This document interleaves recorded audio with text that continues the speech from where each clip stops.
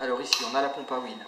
La pompe à huile, c'est une pompe à engrenage qui est entraînée par une chaîne qui prend son mouvement sur le vilebrequin. Donc elle, la pompe à huile, elle tourne à une vitesse proportionnelle au vilebrequin. Il y a une crépine d'aspiration. L'huile est aspirée au travers de la crépine. Elle est mise sous pression dans les engrenages. En sortie des engrenages, on a une soupape de décharge qui permet de renvoyer l'huile à l'entrée de la pompe si la pression d'huile est trop importante. Alors pourquoi est-ce que la pression d'huile pourrait être trop importante? Parce que comme je l'ai dit, comme la vitesse de la pompe à engrenage est proportionnelle à la vitesse du vilebrequin, elle a dû être dimensionnée de telle manière à ce qu'elle fournisse une pression suffisante au régime de ralenti, qui est de l'ordre de 850 tours par minute.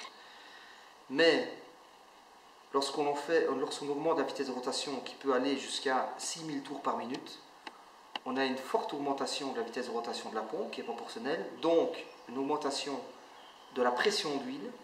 Et lorsque l'huile est froide, elle n'a pas la même viscosité que quand elle est chaude. Ce qui veut dire qu'elle va monter beaucoup plus vite en pression lorsqu'elle est froide que quand elle est chaude. À cause de tout ça, puisqu'ils ont dû prévoir, le constructeur a dû prévoir toutes les figures de fonctionnement en termes de rotation et de température d'huile, il a dû également prévoir une soupape de décharge qui, au-delà d'une certaine pression, ce qui peut arriver quand l'huile est froide et que le moteur tourne vite, renvoie l'huile à l'entrée de la pompe.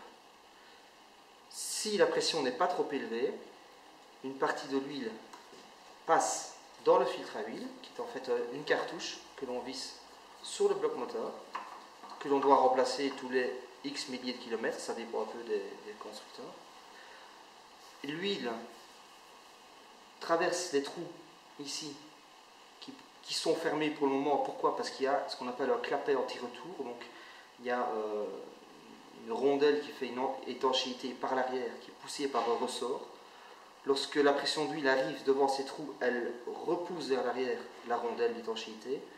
L'huile entre dans le filtre, traverse les filtres en papier qui sont ici à l'intérieur et ressort filtré par le centre